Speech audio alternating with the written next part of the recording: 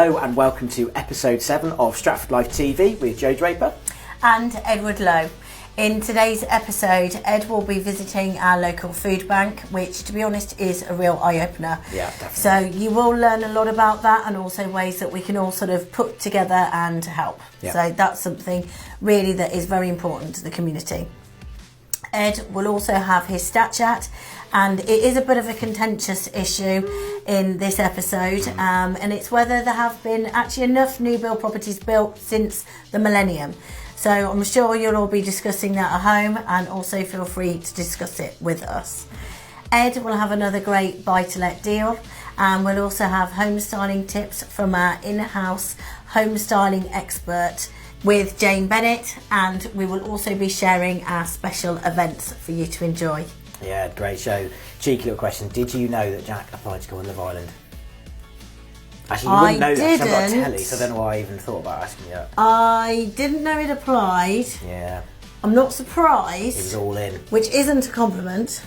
Yeah. Do you even know what Love Island is? I do actually. I haven't seen it, but no, I haven't watched it, but I do know what it is because everyone talks about it. Because no one's talking about the what is it, Game of Thrones now? It's all Love Island.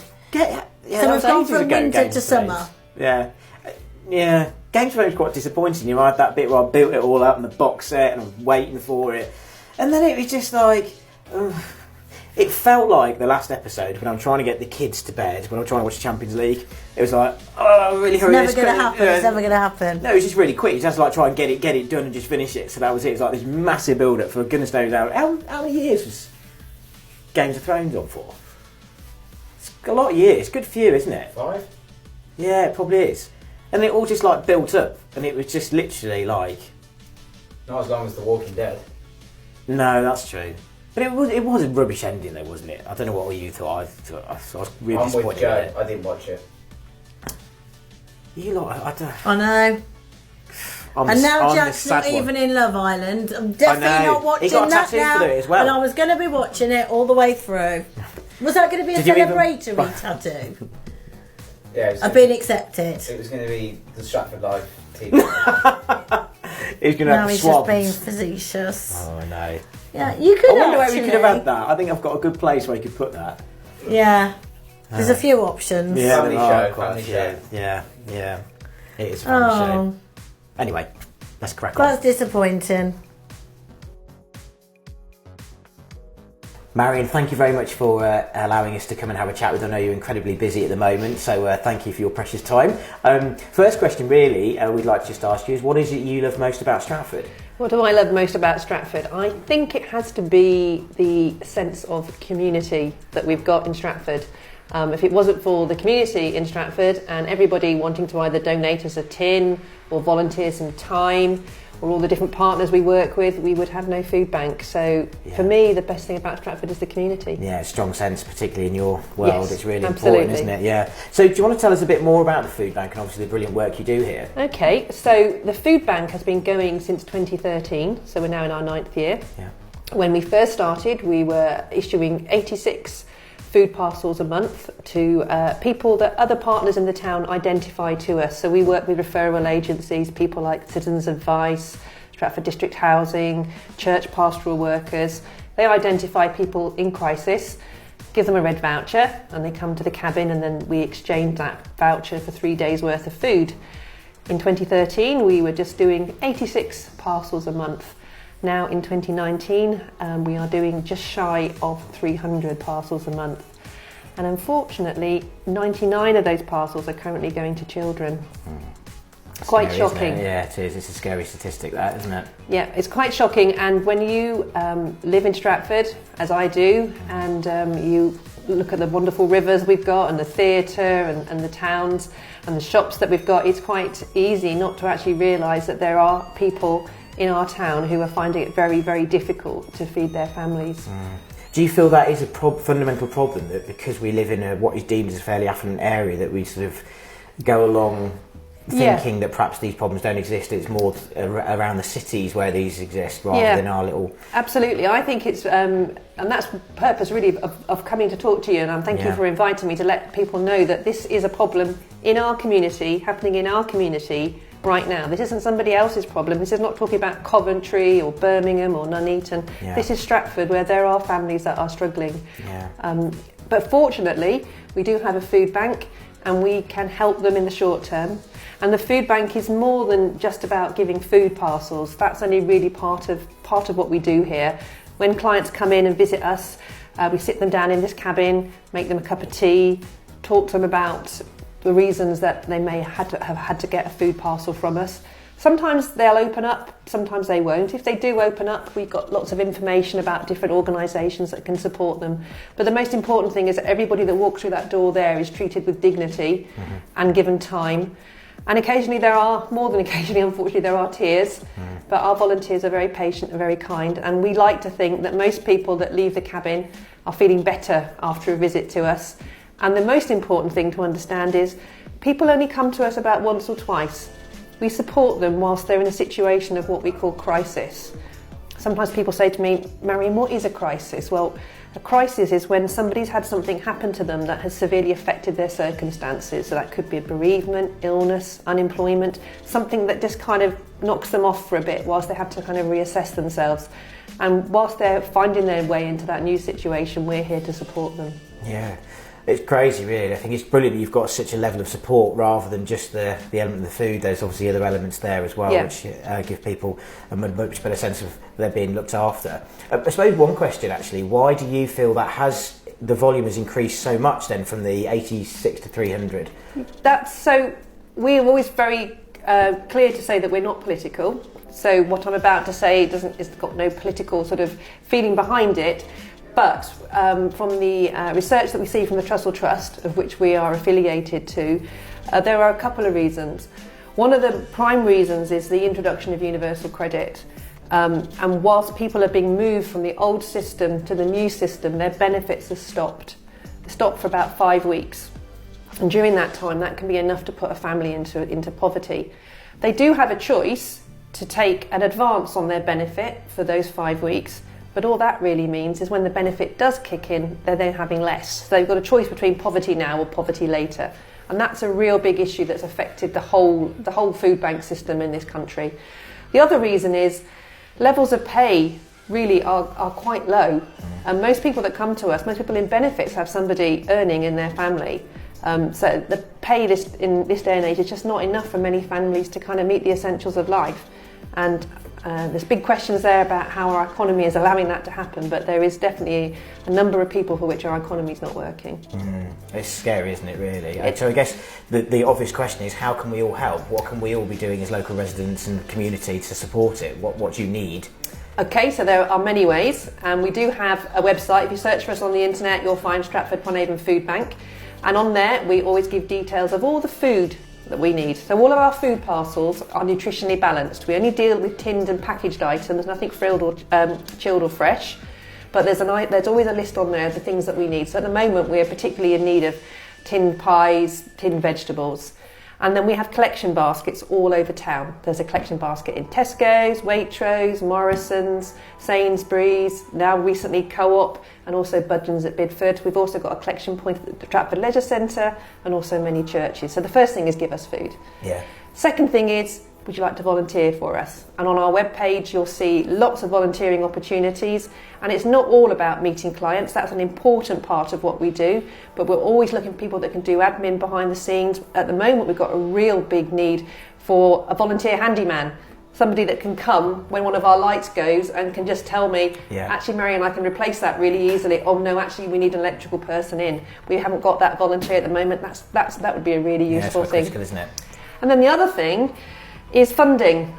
So we love to get the food, and last year we took about £58,000 worth of food, which is just phenomenal, the amount of generosity that we have in Stratford. But we do need now to start looking for a new premises. When we moved to this premises in 2016, we were doing 115 parcels. If you can consider now that we're doing 300, we need more space. So if anyone's got any ideas, something 2,000 square foot and a bit bigger, with running water. We don't have running water here. We're in Tesco's and they are brilliant. We're here free of rent, free of electricity. They supply all that for us, but it's a bit like camping. You have to bring the water in every time. Right. And if we need the loo, we have to go over to the store. So we do need some bigger premises. So have you thought about where you'd like to try and be location-wise? Is it still critical that you're fairly central to the town? In an ideal world, within sort of centre Stratford, but I mean, even where we are now at the moment, Tesco's, we're to one side, so we would consider anywhere really. It could even be that we end up with two locations, somewhere where we've got a bigger warehouse and then somewhere else where we can have a large stock room and a distribution point. So we're open to offers really. If anyone's got something they think they want to show us that we might find of use, then I'd love to hear from them. Yeah, great. Well, look, I think really just to say thank you ever so much for your time. Obviously, you're doing a fantastic job here, and obviously we're going to try and support you as best we can. And all the information, obviously, that you said will go onto the website, so people will be able to jump on to volunteer or look at what is in need on the food bank. So thank you ever so much for your time, and thank you for obviously being such an important person in the community. Thank you, Ed. Thanks again to Marion for giving up some of her precious time. I know that she has a lot to do, and she does really need to focus and, you know, crack on with things. But it was great that she gave up some of her time to discuss things with you and really give us a sort of a bit more of an eye-opener, really. Yeah, I think that's probably the best words to describe it in actual fact. I think that probably maybe like other people, I'm not sure, but certainly think that because of where we live that I wouldn't say we're immune to these problems, but you perhaps don't realise they are very prominent on your doorstep. You sort of think that the Birminghams and the bigger cities have got it, but I think when you actually look at the statistics, it's actually quite scary, and how much growth has been since the drop of the universal credit. I think it's just, and I think the big thing as well, having kids myself, is a lot of it is kids that are going to get these emergency parcels. So I think that's the thing that sort of really makes you sit up. Yeah, it resonates with vulnerable. I think that's the thing we're all trying to do different. So actually, off the back of that, we've now decided that for every house sale that we complete, we'll donate a food box. So we're trying to do our bit, because I think when you come away from it, I defy anybody who listens to that presentation and looks at the seriousness of the problem and doesn't want to feel like they're doing something to help. So, and all the small parts will add up to the whole work, exactly. So. I think the thing about it, and it came out in the interview, it's kind of that analogy, your favourite word, the C word, Christmas, is that dogs aren't for life, aren't for Christmas, they're for life. And I think what the food banks suffer from particularly is that they have a huge amount of donations in the season of goodwill. Yeah. But of course, goes without saying, everyone needs to eat for the rest of the year. So that's actually the time when they get the most amount of donations, but actually they need it to be balanced across the whole 12 months rather than just in that winter period. Yeah, definitely. Which is still great, don't get me wrong, but obviously it needs to be spread across the whole year. Yeah, to make it work for its best, really. Absolutely, yeah. But it needs to be consistent across that whole year. We're now going to move into this week's Stat Chat. In this episode's Stat Chat comes with a little bit of a warning, possibly a little bit controversial, what we're going to discuss, because it's all about new builds, which I know is a slightly contentious subject at the moment, particularly all the developments going around. But as you'll see as we go through it, there are actually some quite interesting statistics around it. So in this segment, what we're going to be really looking at is how many properties are being built since the millennium, and what needs to be done. So first question really, are we building enough? Which is probably, as I said, fairly contentious when we see, all you seem to do when you drive around is see new build sites popping up here, there and everywhere. But it's interesting to sort of drill into the statistics of this and also the rationale as to why this is happening. So nationally, the number of new homes created in 2018 was a whopping 222,194, which is the highest since 1989.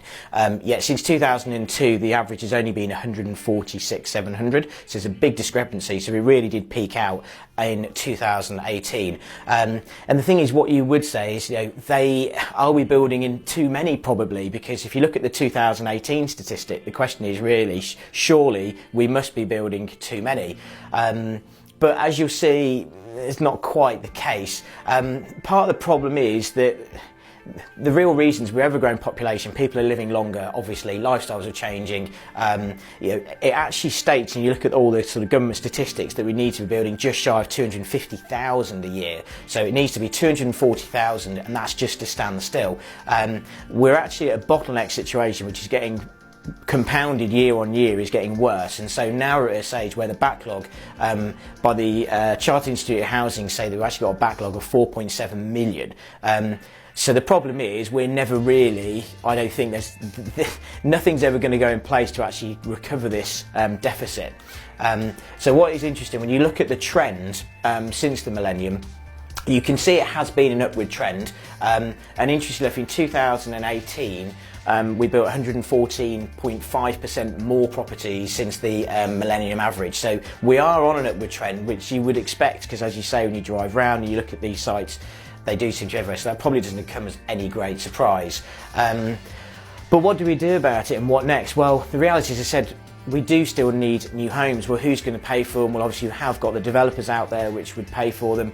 People would probably like to think that local authority would be able to chip in as well. Because what's interesting, in 2018, of the 1,336 new houses that are built in Stratford, only 452 of those were council and housing association. So it is slightly disproportionate of how that's going. I think what's interesting, I think if local authority had a little bit more ambition and they change their target to another 500 homes on top of those figures we just mentioned, how could they be paid for? Well, I think part of the problem with this, when you're trying to talk about this volume of houses, you've got the infrastructure issues. So the same topics come up time and time again: roads, schools, hospital capacities, doctor surgeries, all these type of things. However, the councils do have plans in place of where they've earmarked and denoted sites, and they've worked out also certainly where they're going to build them and how they're going to do it with the infrastructure. So those things have been, to a degree, less or more degree in certain areas, covered off.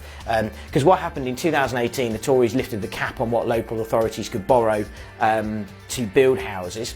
The problem is, there's a bit of a problem, because if you look at this, they need to build another 500 homes a year over the next 5 years. This is just Stratford Council alone. Well, that's going to cost the local authority 375 million. That would, interestingly, produce 17.4 million in rent. At current interest rates, that would give a £9.5 million surplus, so 7.9 for property maintenance and management, meaning that the councils, essentially, the houses would pay for themselves. The rent that would be coming in would be so great that actually it would far outweigh any interest payments. So from a commercial point of view, it does actually work.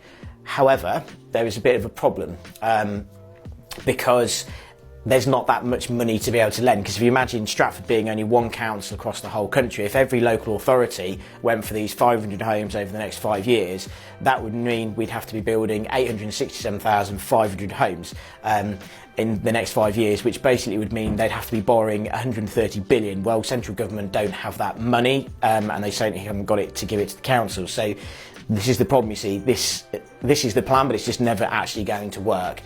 So what does it actually mean to residents? Well, we've got such a shortage, as we said, at 4.7 million. I can't see we're ever actually going to actually make a big enough dent in that deficit. The long term, I think, remains pretty strong. We're always going to go through cycles, as we've got in previous stat chats, like the credit crunch and Brexit, but I think if you take a more long-term view, it's going to be pretty strong. Demand for private rental properties is going to continue to grow because people are always going to need somewhere to live. So I think that actually the crisis, to an extent, and all this news-grabbing moments that appear every so often, probably actually only strengthens the market in a strange way. And I think what you'll find long term, there's going to be more fluidity in the market. Short term, again, this whole sort of supply demand is going to be out of kilter. So essentially what it's really going to mean, I think house price going to be pretty stable going forwards, and rents are going to be propped up, and there's probably going to be a bit more pressure for them to actually go up. So if you're a local homeowner or an investor, I think certainly the long term outlook is really quite good. That was a really interesting study, Ed. I think it brought quite a few things up to the forefront. Yeah, I think it goes back to principally two basic economic principles, which is obviously supply and demand. I think when you combine that with the fact that people are living longer, sadly the divorce rate has an influence on this as well. Yeah. It goes without saying, the problem is we're still not building enough, which I know is contentious, as obviously we live locally and you see it all happening, but the real problem actually is probably on the affordability of what they're building. But that's another issue. Well, it's relevant obviously, but it's a problem. But what it does mean, because of that basic lack of supply, there is going to be a demand. So if you're a landlord, for example, then actually that puts you in good stead, because you know that you're always going to have a demand of people wanting to take your property. Especially unless that gap is bridged. Yeah. So unless that, that demand is filled, then of course for landlords there's always going to be great need for rental properties. Yeah. So that brings us on to another buy-to-let deal from Ed. Can't wait to see where it is this week.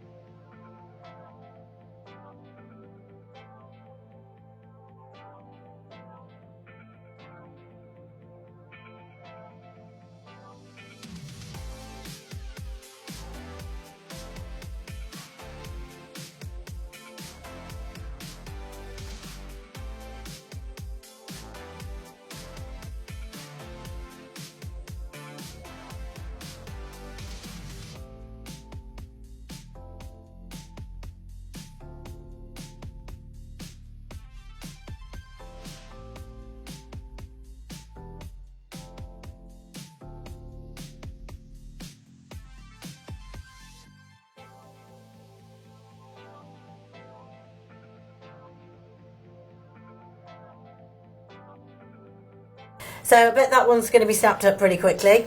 I think so, yeah. And But it will, keep an eye. yeah, absolutely. And now we're going to go and meet Jayne. So Jayne is our in-house home stylist. She is a very talented lady, actually. She started off her career in doing window dressing and has now evolved to be a home stylist. And what I really like about Jayne is the fact that she can, almost irrespective of the size of your project, if you're looking to just do one room or you're doing the whole house, she can help you regardless of the size of it, which is great. So she can work the whole manner of different spectrums of people.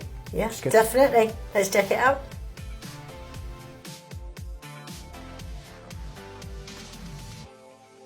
In this episode's home styling tip, we're out on Blackminster Trading Estate, Castellet Outlet, with the lovely Jayne Bennett, who is our interior home stylist. So Jayne, do you want to give us a bit of a rundown of common problems you face when you're trying to dress a hall? Yeah, absolutely.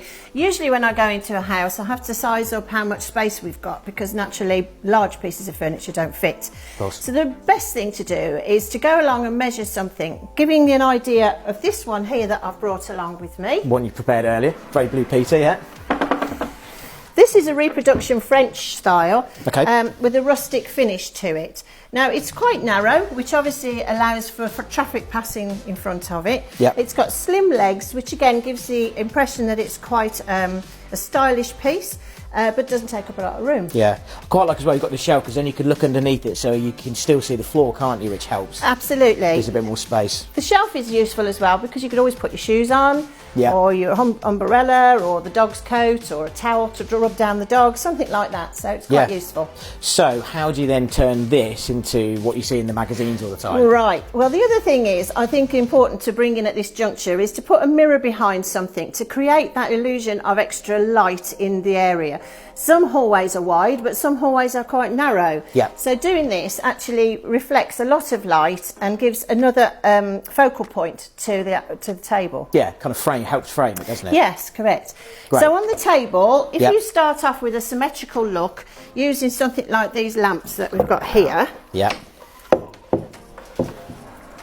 again, in a nice rustic French reproduction style. What do you think about matching colours at this stage then? So do you tend to find, because obviously they're quite complementary, the Yeah. colour of the console and the lamps. Well, obviously, you can use anything you like. If you Yeah. prefer to use china, you can use china. Yeah. If you want to add a different bit of colour into it, that's fine as well. But on this occasion, I've gone for this because I think the overall look is quite complementary. Yeah, great, yeah. Yeah. To add a centre focal point, make sure you've got your lamps at equal distance apart, and then put something like, we've got a little pot of lavender here. Yeah.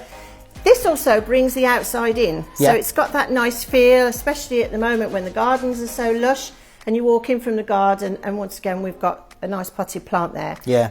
Nice contrast, isn't it, against the white mirror as well? You've got some Lovely, really yeah. good, The purples lavender really stand out, don't they? Yeah, definitely. Again, this pot is quite rustic. You can't actually put these outside, but inside it just gives that nice, effective feel. Yeah, great. It looks lovely. I think it's about to be a great addition to any hallway, really. Yeah, I think so too. Yeah, perfect. All right, great. Thanks for your time. Okay, you're welcome. Great segment there by Jayne. I think if you haven't got any questions, or if indeed you've got a need to use her services, her contact details will come up below in a second. Get in touch and she'll be glad to help you out. Definitely. This also brings us on to next weekend's plans. I've got 2 events for you. They're both family friendly and they're both outdoors, so we do have to pray for good weather, but the weather should be good and should stay good for us. So on Saturday at Anne Hathaway's cottage, we've got the big picnic. This is actually free for CV37 residents. Do take your proof of address though. If you're not a CV37 resident, just pay for your admission ticket and the whole event is free. You can take your own picnic. There'll also be a barbecue. There'll be more entertainment for children in terms of puppet shows. It will be quite literary themed, face painting, quite dramatic. So there's going to be lots of fun there on the Saturday. And on the Sunday, you've got something a bit more musical, which is Fab Fest. Fab Fest will be at the Tramway pub.